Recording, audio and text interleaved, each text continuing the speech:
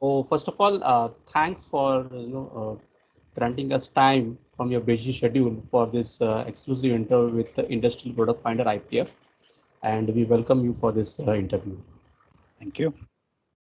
So to begin with, Mr. Sinha, can you just brief us about Bosch Power Tools business and its Indian operation, and also what products you offer and which are your key end user industries? Okay. Yeah. So if you see, Power Tools globally is part of what we call as consumer group, which is part of one of the verticals of Bosch, where even the BSH, which is Bosch and Siemens Home Appliances, is part of that group, which is there. So we are globally speaking roughly around 4.8 billion euros against the 78 billion euros of overall Bosch group. So we are a relatively small entity, roughly around 6.5% kind of thing number, which is there.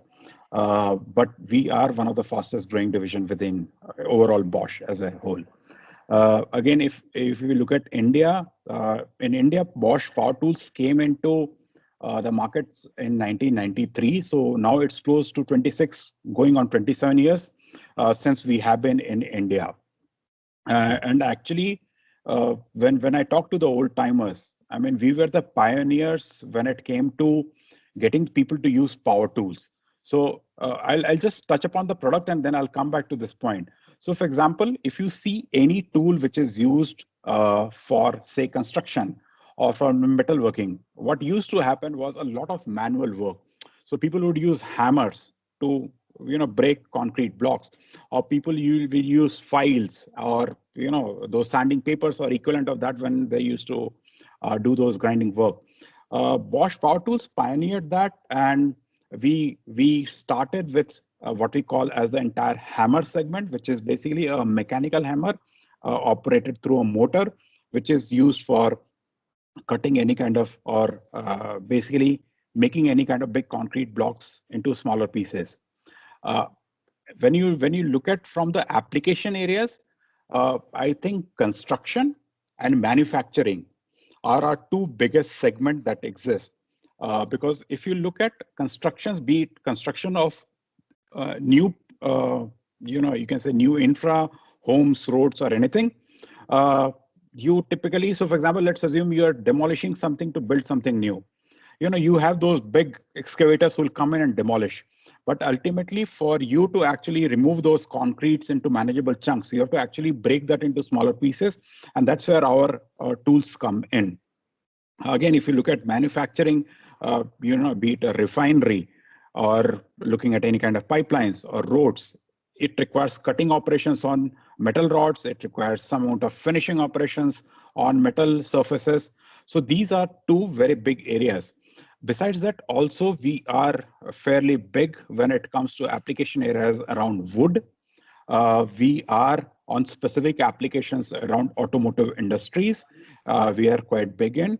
One of the segments that we have seen recently that a lot of traction has started is the entire field of renewable energy, where a lot of our cordless range of devices have started going in. So to encapsulate, we are roughly around 7% of overall Bosch global. In India, we are 27 years old. Our primary industry remains construction and manufacturing, and we deal with the entire gamut of applications like drilling, hammering, grinding, fixing in terms of nuts and bolts, drilling. So all of these applications typically are covered under our gamut. So globally, you said 7% you contribute to the global. It is, if you see, these are in Uh, public domain, so I may be here or there. and how about The number, sorry. in India? How much it will be? In India, we are again very similar, roughly around 6.5, 7% to the Bosch India numbers. Uh, so that's again something that we would like to see it accelerate, but let's see how the market progresses. So during your press meet in the afternoon, also, Mr. Your MD also touched upon the cordless range of Bosch power Right. tools. So is it a recently launched product range, or it was there for quite some time? Very good question, Mr. Rao. Actually, if you see the entire evolution of power tools industry from using those big hammers to something which is more corded to cordless is a very natural evolution. So just to put in context, we have these range of products since since 2016 or 17, so close to 4 years now. It's right now, overall, if I look at an India power tools market, it's a very, very small contributor to the overall power tools as a business. But the moment you start looking outside India, and I'm talking about countries like Germany or US, or even closer to our homes, countries of China and maybe a Malaysia, which is there, you see that the market itself is evolving very, very rapidly towards convenience as a platform, and hence the cordless as a tool plays a very, very important and critical role, which is there. Now, frankly, as market leaders, our aspiration remains that we move that market, Indian market, which is primarily corded as we speak today, more and more towards the direction which is globally aligned with whatever we have. So as we speak, as I said, we have a cordless range which covers all key application areas. And we do, and again, in this year also, we will do a lot of business development activities, what we call, because these are new concepts, again, also at a price point which is slightly higher than corded. And hence, it does require a lot of user education, getting them to touch and feel that product, how to use that. So we'll do a lot of stuff around that to actually ensure that, for example, if you say US, I think it's almost 99% of what they sell is cordless. In India, it will be opposite. I'll put it this way. So just to contrast you that thing, and we are working very, very strongly to improve that.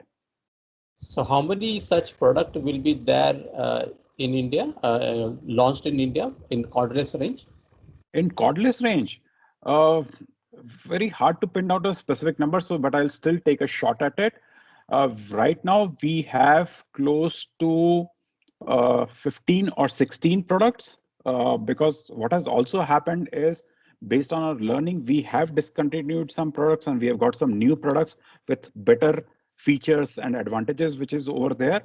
Our ultimate aim would be that this portfolio, in terms of numbers of SKUs, should be at least 10 to 15% of our overall portfolio. That's our north that we are looking at. So we would be, if I were to take a number off the top of the head, at least some 15, 20 odd products we will be having in our cordless range. So that you expect to go up this year? Definitely, yes. We have some exciting new launches coming up across in application areas. Actually, this is a slightly misnomer, let me put it this way, when it comes to the product itself, which is there, or the number of products that's required. Because ultimately, what you touched upon, and you hit the nail on the head, ultimately what matters is the application areas, right? Now, let's assume you want a hammer, which is to put that concrete blocks into smaller pieces. Now, theoretically speaking, you can have a hammer with, say, 11 kg rated capacity. You can have of 10 kg, you can have a 5 kg, 6 kg, 7 kg. I mean, you can have a product which spans literally a kg range, or if you can go down to 500 grams, which is there. Frankly, we are Bosch as organizations, we don't want to get into that, because what we are very clear is, look, at the end of the day, there is a user need which exists, right?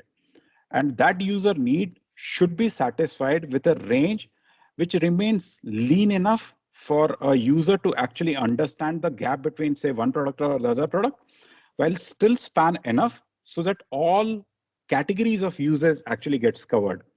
Because this is a very typical question that's come up. And even within the industry, I'm not saying outside, that does range means that you are better?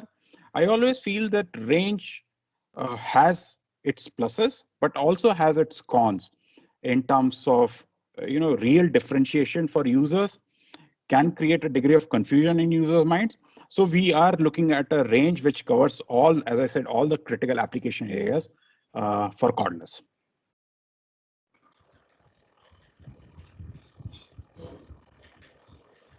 Hello. Yeah, Mr. Rao, can you hear me? Yeah, I I can can. see you. Yeah, sure. Some disconnection. Yeah. Hello. Yes, I can hear you. Because there is some disconnection between your video and the audio. Okay. So, Okay. So can we move on to the next question? yeah, sure. Please. Yeah. So in December 2020, Bosch Power Tools rolled out its 10 millionth power tool. What's the Yes. significance of this for the company? Uh, Look, first of all, let me put it this way. Any number to that extent is just a number, right? Because 10 million tool is there. I would love to celebrate 100 million tool, 50 million tool, and so on and so forth, which is there. For us, the celebration came from a landmark which is psychological, but it was more importantly that literally within 4.5 years, we actually doubled from 5 million tools to 10 million tool produced in India. Now, just to put in perspective, we started our production sometimes in 97. So it took us from 97 to close to 2016 for us to produce 5 million tools in India. And in the next 4.5 years, we produce the next 5 million. So for us, that aspect was far bigger because it justified the let me put it this way, it justified the confidence that Bosch as a group had in Indian market. The second, the set of products that we chose over this period of time, which actually makes a lot of sense for Indian users. So for me, that celebration was a number, but a celebration of all of these things that we did. It was a celebration of our channel partners who supported us during this journey. But as I said, it was more that we could make products for Indian users, which within 4.5 years, we could actually double that number. So what's the contribution of B2B and B2C segments to Bosch Power Tools India sales? Yeah, that's a tough one, if you ask me, because my boss also keeps on asking me the same question, Mr. Rao, and I do struggle in terms of making that answer. But let me still take a shot at it. Look, if you see the products themselves, right, except for few products like blowers, your vacuum cleaners, uh, and some amount of high pressure washers that we sell in India, everything effectively is for pro or professional usage, which is there. Now, because that's something which is a very important distinction that needs to be made, that Bosch Power Tools is focused on professional users. Its range of product is supposed to be used for professional users. So if I had to give you a very theoretical answer, it would be 100% as B2B, because a professional user will not use it for, and in your home or in-home users, which is there. Now, having said that, what we know is there is a small component of our products which does go into yeah. So, for example, if I had to say our high pressure washers, Bosch high pressure washers, especially even before COVID and with COVID, I would say almost close to 30% of that particular segment, high pressure washers, has started going into DIY, which is do it yourself, which is B2C. Now, some of our entry level products, which is, your drilling machines, which comes as part of the kits, which is there, again, is something that we have seen has seen some amount of attraction with B2C users. But I would say we are a pro user brand which focuses on artisans, which focuses on construction segments, manufacturing segment. Those are what I call as incidental sales that we do, and not really our core areas of focus. Sorry to intervene. We are running a little late on time, so if we can just like wrap it up. Yeah. Give it a couple of more questions again. So Sure. are you seeing a pickup in demand since the last quarter of 2020? And what are your expectations with respect to reaching the pre-COVID market levels? Okay. I think again, a very fair and a good question, Mr. Rao. Look, we are seeing that uptick in demand, which is, if I were to say, it is ahead of our expectations that we had. And one of the reasons that we have started noticing that is a lot, the kind of work that has started happening in construction sectors, especially on large government projects. So be it on metro rail, or if you see the high-speed train, which is coming between Ahmedabad and Bombay. And then there are very specific projects like the new parliament building, the roads, the expressways that are being made. So we have definitely started seeing an uptick in demand, which is there. If I had to look at, and this is a point which I had touched upon, I think power tools as a category, and hence we as one of the key players in that year, will do very well in the next 3 years. The reason behind our confidence primarily stems from, if you look at the kind of investment which is not only announced but actually coming in. As I had shared, construction is a very big sector. Now, if you look at, so for example, there are 1,000 kilometers of metro rail that are being talked about, going down to like cities like Coimbatore, Srinagar, besides the main metros. You have almost like 8,000 kilometers of roads being talked about.